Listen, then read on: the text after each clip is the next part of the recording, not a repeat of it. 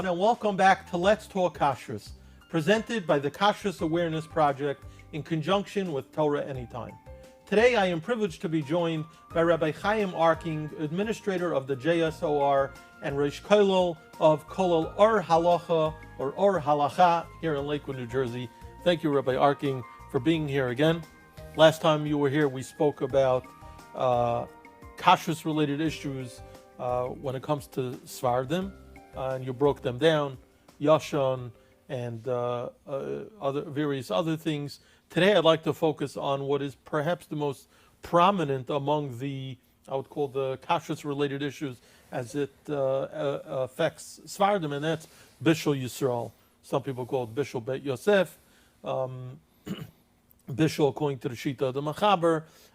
Let's start at the very foundation of it. What does it mean for something to be considered bishul yisrael, food cooked by a yid, for a Sefardi as opposed to an Ashkenazi? So the Machaber spells out that when you want something to be considered the bishul yisrael, that the yisrael has to be involved in the cooking. The Ramah says, if like bread, if you just turn on the fire, and once you turn on the fire, anything that comes out of that fire, anything that's cooked on that fire, is going to be bishul yisrael. So for us, it means more involvement in the kitchen, that there should be a yid involved in the cooking. What does that mean? Like, for example, putting the pot on the fire, not just turning the fire on in the morning, right, and going. Stirring the pot, or shutting the fire off, turning the fire on, or hands-on in what's going on inside the restaurant, catering, or wherever it is. So on a practical level then, to certify bishul in let's say a food establishment, for a Sefardi is complicated in the sense that you need a Jew on site really all the time. So that more someone, like hands-on, not just that he's inside the building, not just that he's by the cash register. He has to be in the kitchen. In the kitchen. If someone wants to if someone goes into a breakfast place and they order a scrambled egg, right. So it's not enough that the fire was turned on by a yid, which would be enough for an Ashkenazi. For a Sefardi, you would actually need the yid involved in the actual cooking. In the actual cooking, putting the egg in the pan, or putting the pan. It's interesting because recently we had one of our places which is bishul yisrael for sefardim, and they were trying to figure out how they could help their workflow, because working in a tight kitchen or the heat of the kitchen and different stations, it's not always that simple, and you need to sometimes figure things out. And this was ingenious, that they did eggs in a sous vide, and they leave it for a certain amount of time. What is that? Part of my ignorance. What's a sous vide? It's a French way, parlez-vous français, right? And they put a heating element inside a basin of water.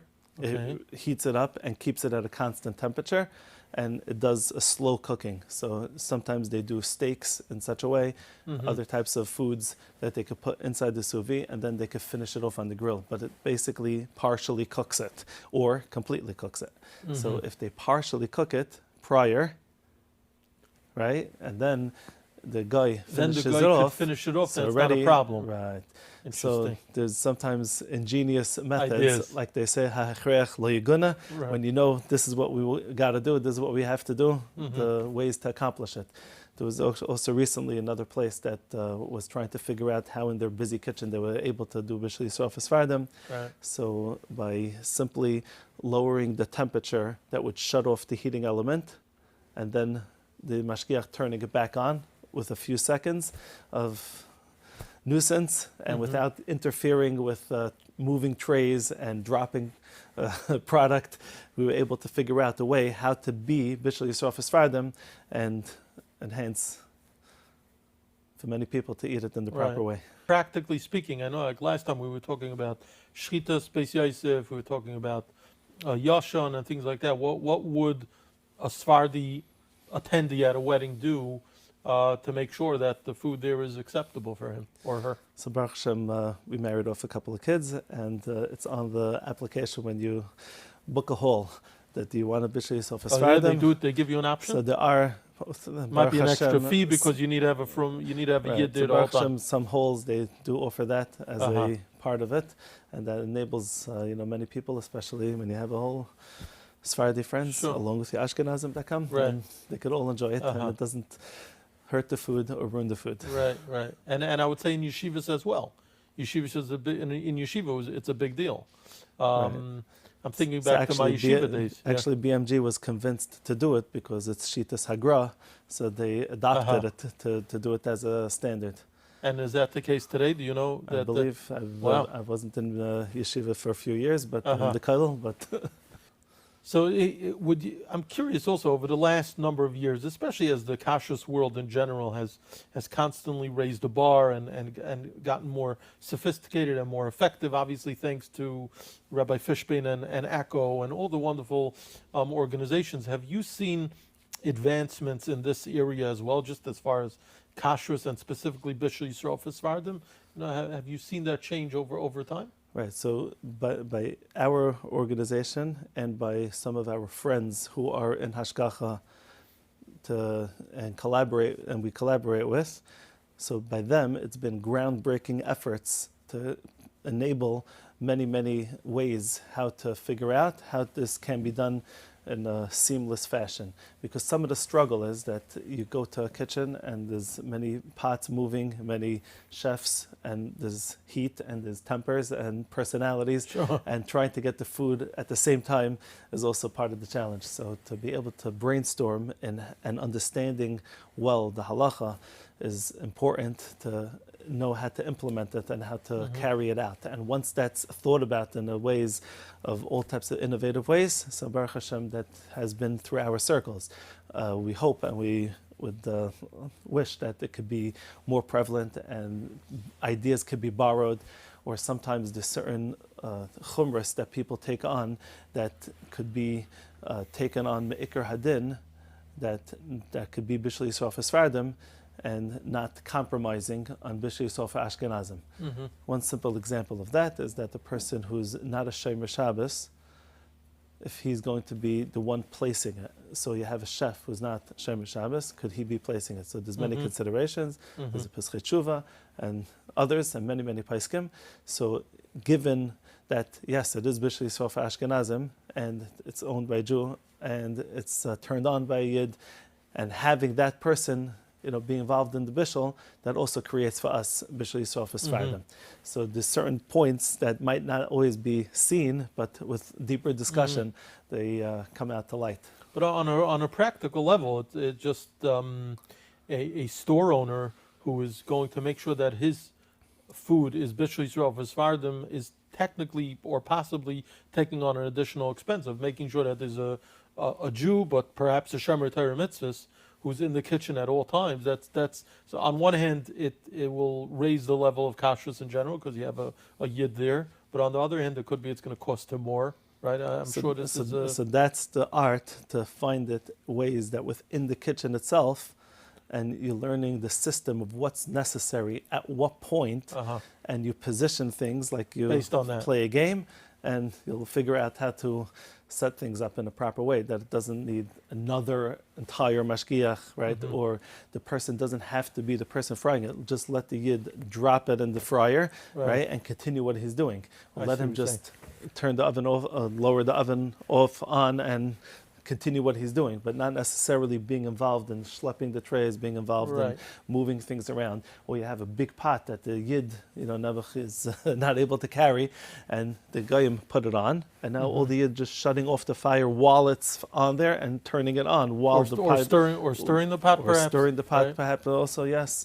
So there's different ways. That's what I was just trying to describe. That could be implemented. I would call that that's ways. Like the chachma of giving hashgacha. It's not just making sure, okay, we have a mashgiach who comes in and out, and a yid who's there, and so on. Or no problem, just tack on another $50,000. Right, or tack on more money. No. It's about doing it smartly. Figuring it out, how to integrate it with the system. Right.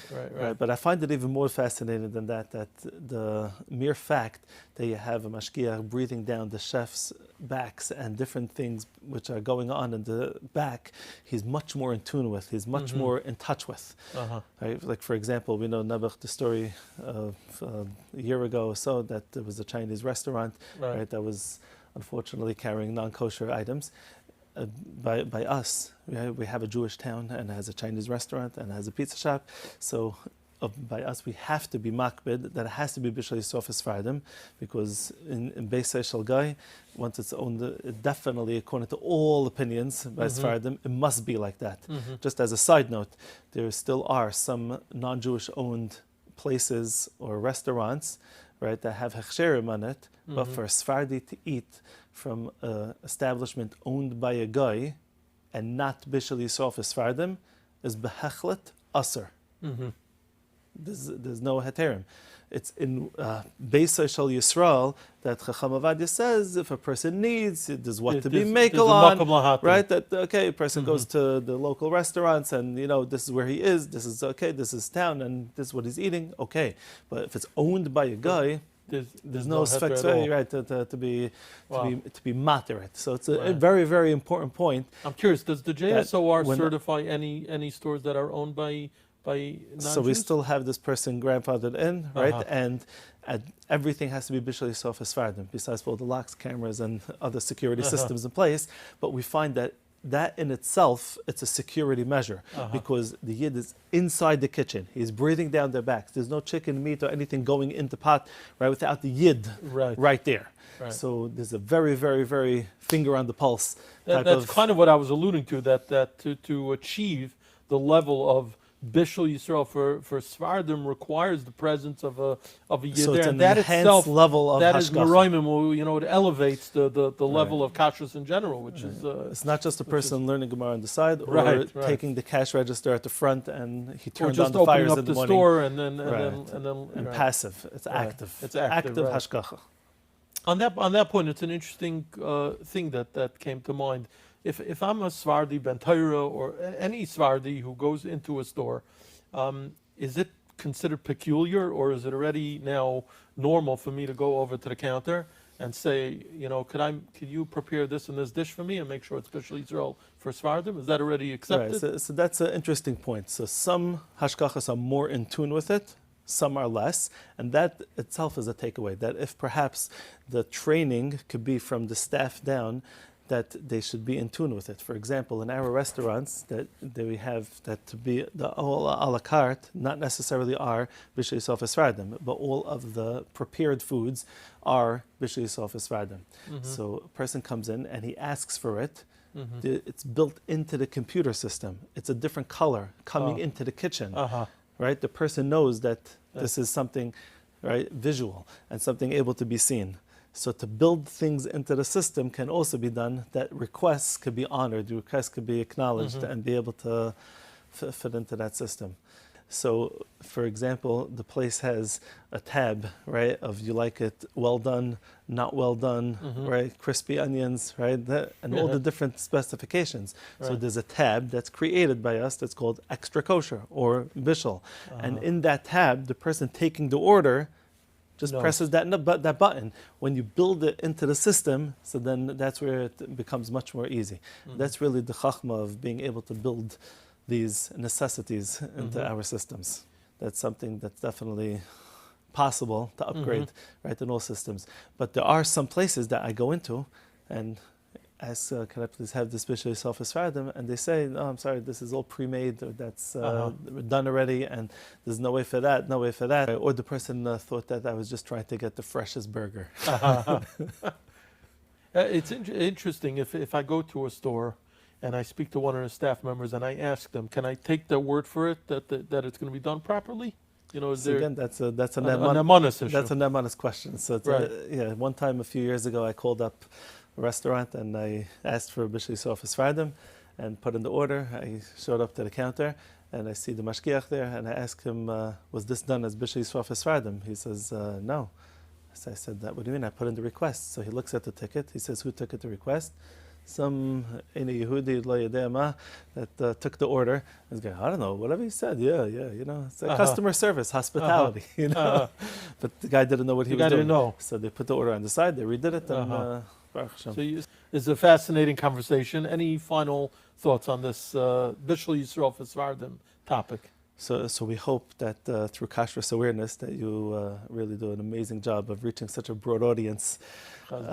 People perhaps heed the call and listen to the message and try to think how in their establishment, or in their hashgacha, or where they ask for, they could request that things be done as bishul yisrael for Sefardim. It's amazing what you've done, Baruch Hashem. Halavai Vaiti, you should have continued atzlacha with your avodas hakadosh in the field of kashrus, in the field of harbatzas satira, and so despite your busy schedule, you were able to come and to talk, and we greatly appreciate it. Thank you so much.